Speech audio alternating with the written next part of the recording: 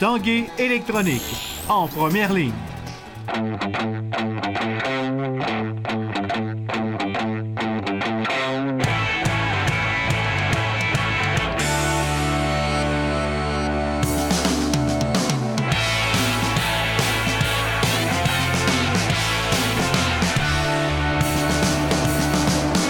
Salut, ici Jonathan Fournier, bienvenue à l'Esprit sportif. Aujourd'hui à l'émission, on vous parle de snowboard cross, mais tout d'abord, parlons de la journée d'inauguration officielle du nouveau dôme de baseball intérieur sur le Stade Canac, un dôme que nous nommerons désormais le dôme CBV. Le reportage de Stéphane Turcot.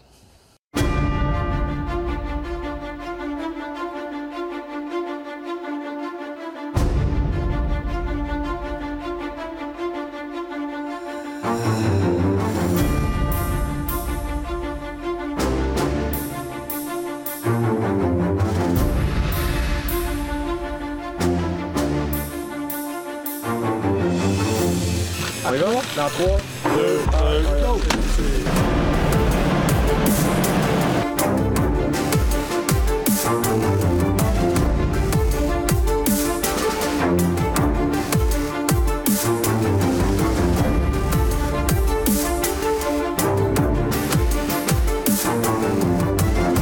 Après le signal de départ de la soufflerie, ça aura pris un peu plus de 2 heures à voir le dôme s'ériger, gonflé en plein centre du Stade Canac et s'élever à plus de 80 pieds dans les airs.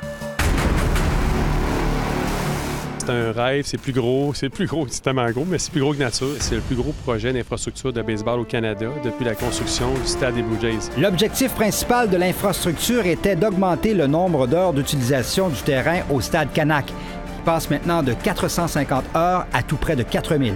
C'est pas juste du baseball, il y a du ultimate frisbee, il y a du soccer qui va être ici aussi. On avait peut-être sous-estimé le nombre de joueurs de softball qui souhaitaient jouer aussi. On a beaucoup de demandes, sauf que là, les heures se remplissent de plus en plus. Il reste encore quelques heures quand même. Sur le terrain et aux abords du terrain, ils étaient nombreux les curieux à observer, à filmer, photographier et même tester la marchandise en la touchant. Comme M. Tremblay ici. C'est merveilleux. C'est merveilleux. Je voudrais revenir à 12 ans pour pouvoir jouer au baseball plus longtemps dans l'année. C'est hot quand même, là. C'est hot, car pour ces jeunes d'un programme sport-études baseball, ils vont maintenant pouvoir pratiquer leur sport 12 mois par année dans des conditions presque parfaites. Pour une fois, on est vraiment sur un terrain de baseball, tout au long de la nuit. On pouvait pas pratiquer toutes les facettes du jeu, mais là, avec ça, avec cette hauteur-là, on va pouvoir. Nous avons bien vu l'extérieur du nouveau dôme du Stade Canac. Maintenant, on passe les portes tournantes et on vous montre l'intérieur.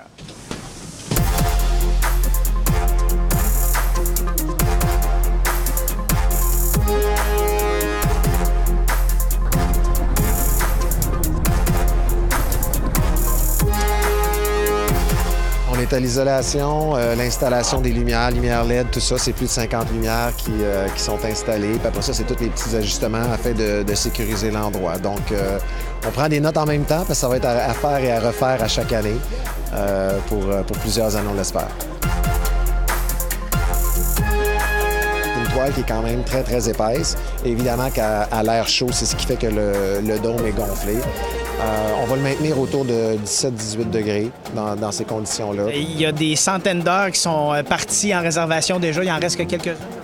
Oui, il reste quand même, exemple, les semaines de relâche dans le temps des fêtes. Il reste 2 heures collées à gauche et à droite. Non, je veux dire, ça va vraiment, vraiment bien dans les réservations. Dominique, pour l'organisation des Diamants, qui a réservé ses heures dans le dôme il y a plus d'1 an maintenant, qu'est-ce que ça veut dire une journée comme aujourd'hui?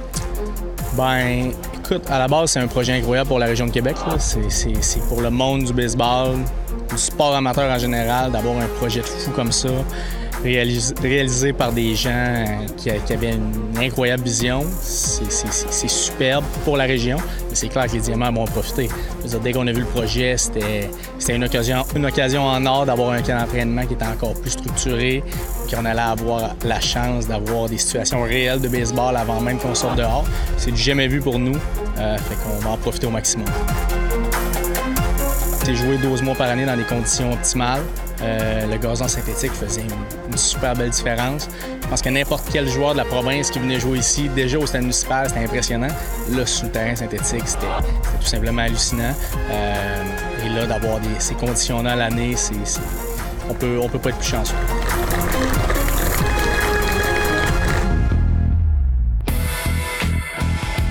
Rempart Océanique à Rimouski dimanche après-midi dans un spécial rivalité de la LHJMQ. Dès le début du match, l'Océanique démontre énormément d'agressivité et de robustesse. Plusieurs punitions sont appelées contre les Rimousquois, mais les Remparts n'en profiteront pas. C'est finalement Carson McKinnon qui ouvre le pointage. Il déjoue le gardien Derek Baribeau avec un tir précis côté mitaine. Moins d'une minute plus tard, à 5 contre 3, Andrew Coxhead crée l'égalité de l'Enclave sur une passe parfaite de Philippe Kourachev. But! Rempart! Andrew Coxhead marque! En fin de première période, Mathieu Bizier profite d'une erreur défensive des Remparts pour porter la marque à 2-1 Rimouski. Deuxième période, l'Océanique se donne une priorité de 2 buts. Le vétéran Samuel Dove McFalls loge le disque dans la partie supérieure du but. Un premier pour le vétéran de 20 ans. Les Remparts répliquent lors d'un autre 5 contre 3. Le défenseur Sam Dunn inscrit son deuxième de la saison. C'est 3-2 Rimouski. Toutefois, quelques secondes plus tard, Alexis Lafrenière redonne une avance de 2 buts aux siens sur une rondelle bondissante dans l'enclave.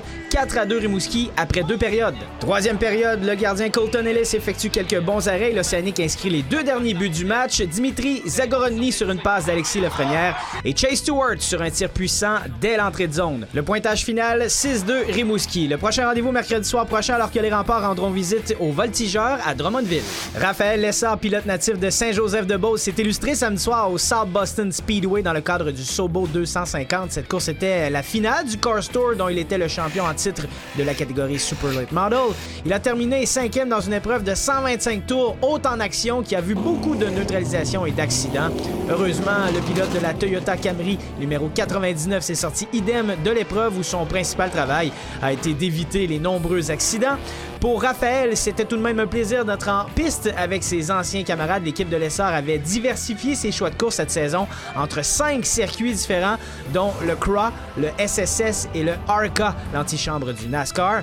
Le but n'étant plus les championnats, mais bien la visibilité de Lessard et de son équipe. La prochaine épreuve du pilote du programme de développement Toyota sera le 12 novembre prochain, alors qu'il participera au Governor's Cup sur l'ovale du New Smyrna Speedway en Floride. Après la pause à l'esprit sportif du snowboard cross avec Elliott Grondin.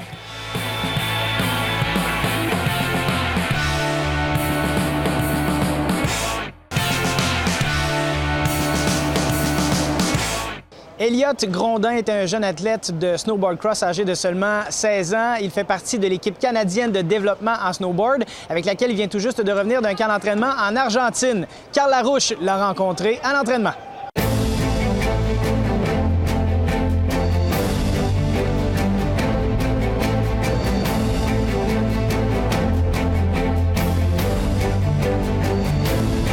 Elliott Grondin, bienvenue à l'Esprit sportif. Merci. Elliott, parle-nous un petit peu de toi comme athlète en snowboard cross. Comment ça a débuté tout ça? Ça a débuté quand j'avais 8 ans. Alors, mon grand-père m'a inscrit une coupe Québec à Stoneham. Fait que là, j'ai gagné puis j'ai pogné la piqûre. Fait que là, depuis l'âge de 8 ans, je fais des coupes Québec. Là, je suis rendu à un plus gros niveau en snowboard cross. Là, j'ai 16 ans puis je suis en train de percer au niveau international. Quand j'ai commencé mes tout débuts, quand j'étais jeune, j'ai commencé à Vallée-Jonction. Puis là, ensuite, quand j'ai grandi un peu, on trouvait ça petit, fait qu'on allait au Montréal. Puis là-bas, il y avait une piste de snowboard cross, fait qu'au fur des années, elle grossissait un peu, puis on a parti un club, puis là, c'est rendu que je m'entraîne là en permanence quand je suis au Québec. Fait que c'est une belle place pour s'entraîner. Pourquoi le snowboard cross? Ben, c'est sûr que moi, je suis pas vraiment un gars qui saute sur les rampes de métal. J'aime plus comme la vitesse, les sauts, l'action, quand on est plein en même temps à descendre. C'est vraiment ça que j'aime, l'adrénaline. Ouais, ben c'est sûr que descendre à 4 ou à 6 en même temps, faut pas avoir peur parce que des fois, ça brasse pas mal. En compétition, avant d'aller au niveau international, tu as eu à progresser au niveau provincial, canadien. Ça s'est déroulé comment? Ben, c'est sûr que l'an dernier, c'est ma première année comme sur le circuit nord-américain FIS. Fait que je m'attendais comme à rien au début de saison. Puis circuit nord-américain, j'ai vraiment fait des bons résultats. J'étais le plus jeune pas mal sur le circuit. J'ai fait des podiums, j'ai bien percé. C'est sûr, le championnat canadien, j'ai pas coursé quand j'avais une blessure au bras. Mais au championnat du monde junior, j'ai fait une belle position aussi. Fait que ça a été une belle saison inattendue, si on veut.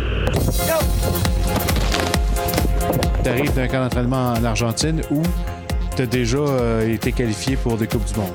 Ouais, c'est sûr que ça va super bien. Je suis parti en Argentine le mois dernier, en août.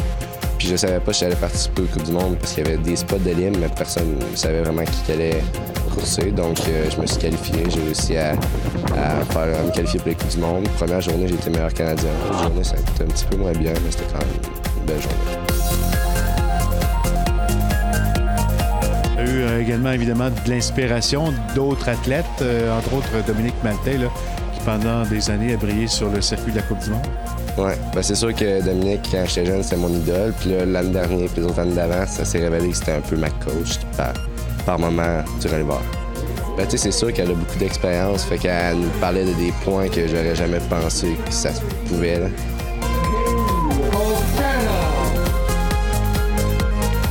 Pour la prochaine saison, ça ressemble à quoi? Ben, c'est sûr que là, je pars à la mi-novembre en Finlande m'entraîner pour me qualifier justement pour le deuxième bloc de Coupe du monde qui, si je fais bien en Coupe du monde, que peut-être que je réussirai à aller aux Olympiques. Si je me qualifie pour le deuxième bloc, il y a quelques Coupes du monde. Là. Je pense qu'il y en a une en Autriche, en France, en Italie.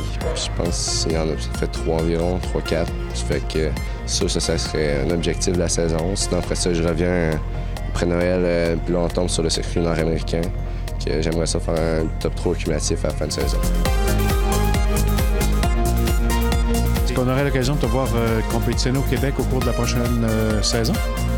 Oui, il va probablement avoir une course nord-américaine au Montréal, justement, cet hiver. Donc, ça va être probablement une des places qu'on va avoir coursé. Terminant ton objectif? C'est sûr que les juniors mondiaux en Australie l'été prochain, c'est un de mes gros objectifs parce que l'hiver dernier, j'ai fait un top 8. Fait que là, peut-être un podium ou une grande finale, ça pourrait être un objectif réalisable. Merci, bonne saison, Elliott. Merci. Ici Jonathan Fournier, c'est tout pour l'Esprit sportif. Demain à l'émission, l'équipe de basketball du Rouge et Or de l'Université Laval. On se dit à la prochaine. Ciao!